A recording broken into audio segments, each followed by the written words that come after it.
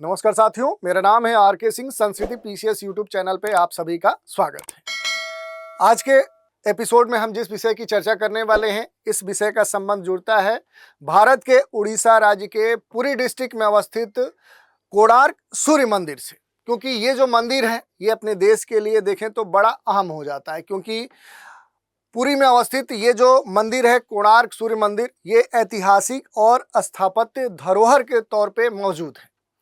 और ये जो मंदिर है, ये सूर्य देवता को समर्पित है और इसे ब्लैक पैगोडा भी कहा जाता है।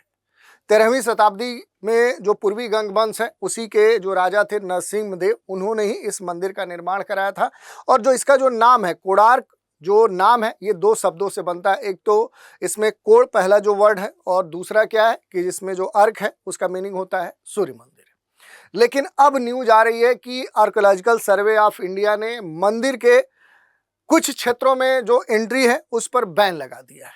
और ये जो क्षेत्र है जिसे नट मंडप कहा जा रहा है, कि कोणार्क सूर्य मंदिर का जो नट मंडप वाला जो हिस्सा है, वहां पर अब जो टूरिस्ट हैं, जो पर्यटक हैं, वो वहां पर जा नहीं पाएंगे।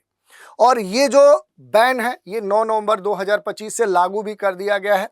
तो देखेंगे कि आखिर जो आर्कियोलॉजिकल सर्वे ऑफ जो इंडिया है, उसने मंदिर के किन हिस्सों में ये प्रतिबंध लगाया है, क्यों लगाया है, इसके पीछे कारण क्या है। और मंदिर की भी विशेषताएं हम देखेंगे कि आखिर जो मंदिर परिचय है, यानी जो उसकी वास्तुगत विशेषताएं हैं, इस मंदिर का क्या महत्व है, चाहे वो सांस्कृतिक हो, धार्मिक हो, ऐतिहासिक हो। और इसमें जो आर्कियोलॉजिकल सर्वे ऑफ जो इंडिया है उसकी क्या भूमिका है और इसके क्या कार्य हैं, क्या ये महत्वपूर्ण है यहाँ के संरक्षण जो भी कार्य हैं उनको ध्यान में रखते हुए, कि मंदिर के नट मंडप में ये जो टूरिस्ट का जो एक आवागमन था उसे बैन करना, क्या ये महत्वपूर्ण था।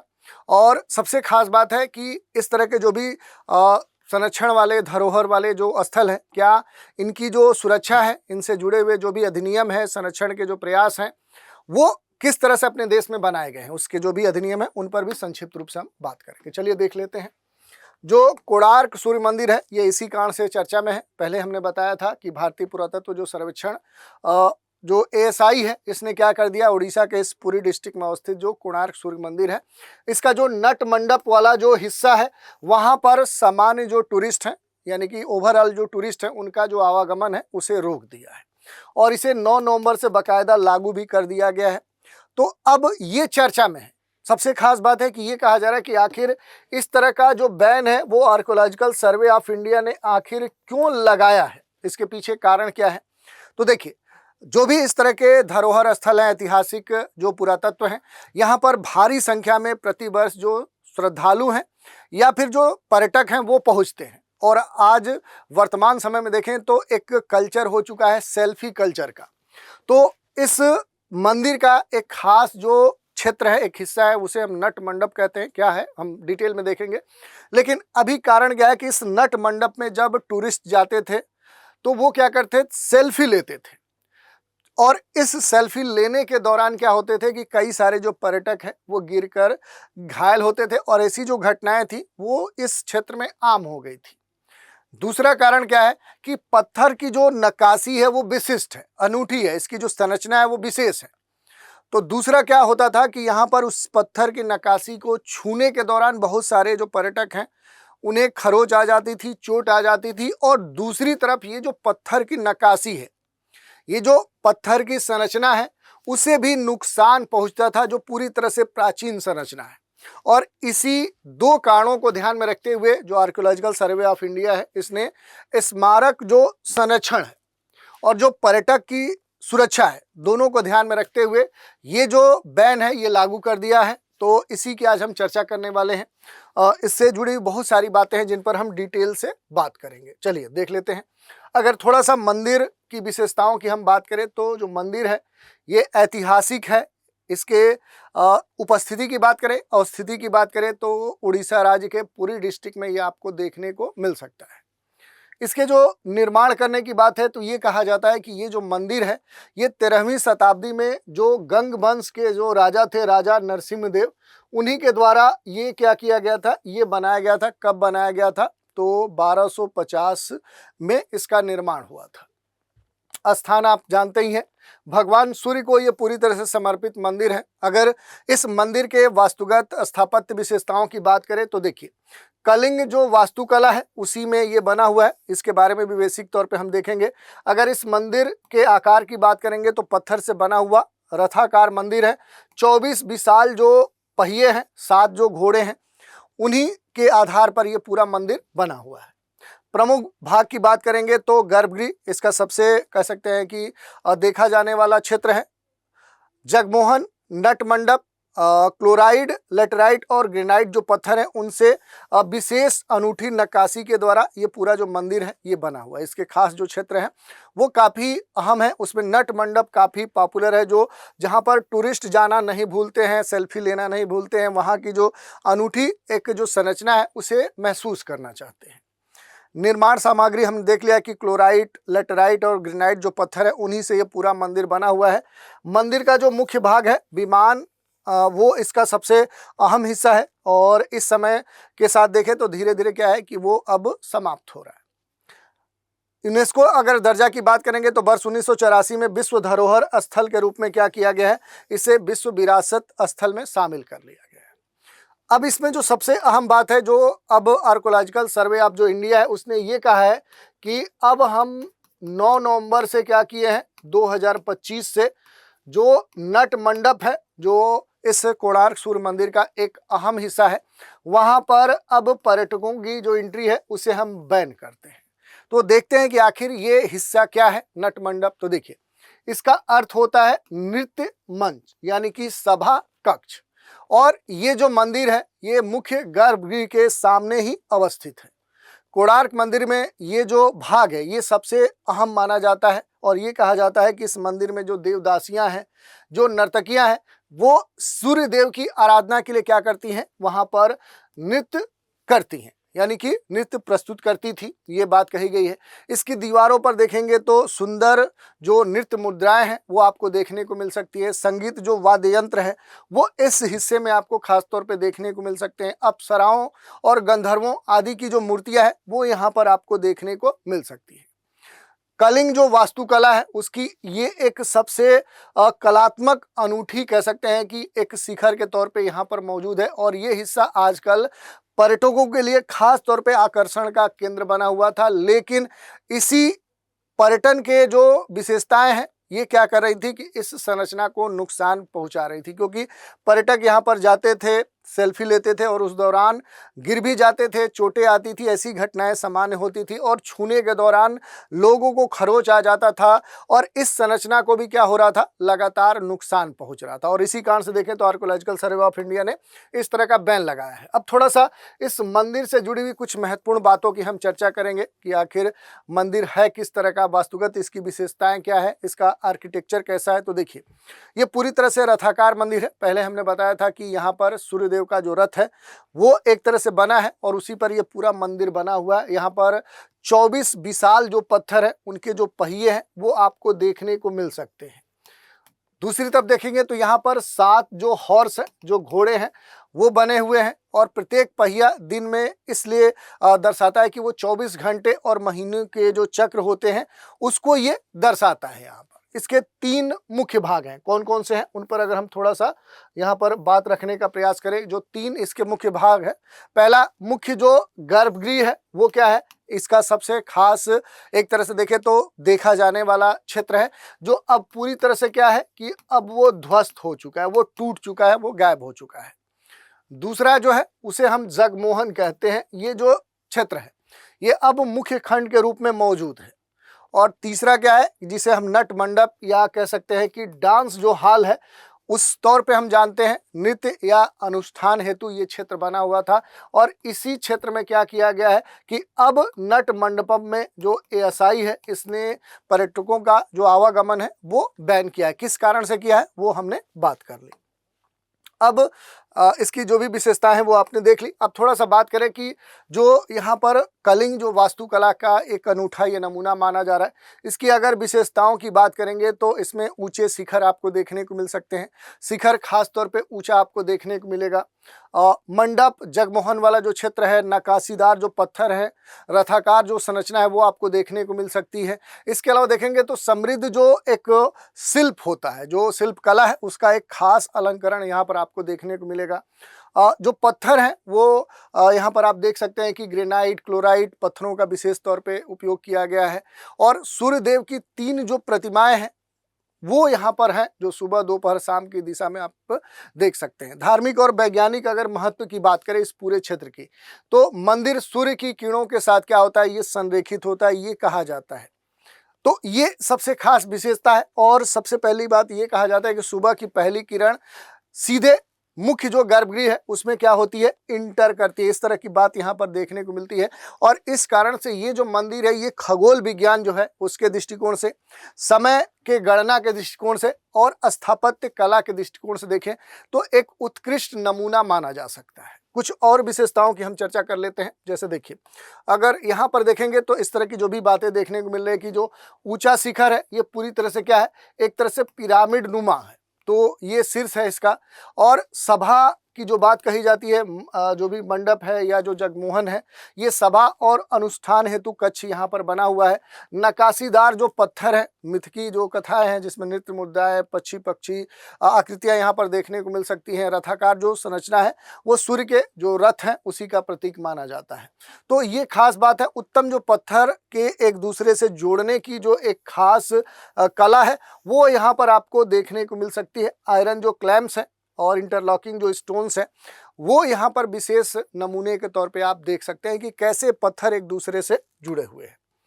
अगर यहाँ पर बात करें कि जो आर्कियोलॉजिकल सर्वे ऑफ जो इंडिया है, इसकी जो भूमिका है, इसकी जो स्थापना हुई है ये भारत की प्रधान विरासत संरक्षण संस्था के रूप में हुई थी। और इसकी जो स्थापना हुई थी 1861 में, जो अंग्रेजों का समय था, लॉर्ड कैनिंग के काल में हुआ था। अगर वर्तमान में देखेंगे कि इसे कौन रेगुलेट कर रहा है, किसके एक तरह से कार्यकारी नियंत्रण में ये काम कर रहा है, तो जो मिनिस्ट्री ऑफ जो कल्चर है, संस्कृति जो मंत्रालय है, उसी के तहत ये क्या कर रहा है, अब रेगुलेट हो रहा है। दूसरी बात करें कि आखिर इसके कार्य क्या होते हैं, तो जो भी अपने देश में राष्ट्रीय महत्व के विभिन्न जो स्थल है उनका संरक्षण करना, उनकी मरम्मत करवाना और प्राचीन जो स्मारक हैं, जो इस तरह के पूरा स्थल है, उनका संरक्षण ये विशेष तौर पे करता है। पुरातात्विक जो भी खनन होते हैं उनको भी ये देखता है, शोध कार्य होते हैं, ऐतिहासिक जो अनुसंधान है उन्हें देखता है। यानी विश्व जो भी धरोहर स्थल हैं उनके संदर्भ में पूरा जो प्रबंधन है वो आर्कियोलॉजिकल सर्वे ऑफ इंडिया देखता है। संरक्षण के जो नियम है उनके पालन करवाने की जो जिम्मेदारी है वो इसी की है। और यूनेस्को जो विश्व धरोहर स्थल है उसकी जो सुरक्षा है वो यही देखता है। तो इस तरह के इसके कार्य हैं। अब सबसे खास बात है कि जो आर्कियोलॉजिकल सर्वे ऑफ जो इंडिया है, इसका जो एक तरह से ये जो निर्णय है, आखिर ये निर्णय क्यों महत्वपूर्ण हो जाता है, तो देखिए, जो कोणार्क सूर्य मंदिर है उसका जो नट मंडप वाला जो क्षेत्र है, यहाँ पर क्या होता था कि पर्यटकों के द्वारा छेड़छाड़, खरोच या छूने से क्या हो रहा था कि जो भी पत्थर की जो संरचना है उसकी जो सतह थी, जो सरफेस थी, वो लगातार कमजोर हो रही थी, प्रभावित हो रही थी। और इसके साथ ही जो भी वेदर है, जो मौसम है, उससे इसकी सतह क्षरित हो रही थी।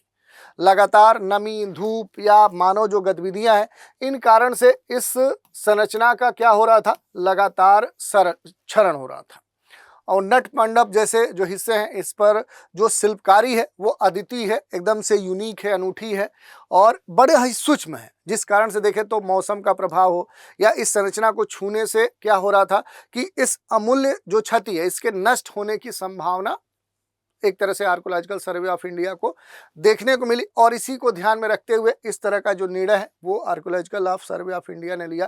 क्योंकि दूसरी यहाँ पर थी कि इसकी जो ऊंचाई है, जो नट मंडप है, इसकी जो ऊंचाई है वो अधिक है और इस कारण से यहाँ पर जाकर सेल्फी लेने के दौरान बहुत सारे लोग गिर जाते थे, दुर्घटनाएं उनकी हो रही थी। और इस कारण से जो पर्यटक है उनकी सुरक्षा को ध्यान में रखते हुए ये जो डिसीजन है वो आर्कियोलॉजिकल सर्वे ऑफ इंडिया ने लिया है।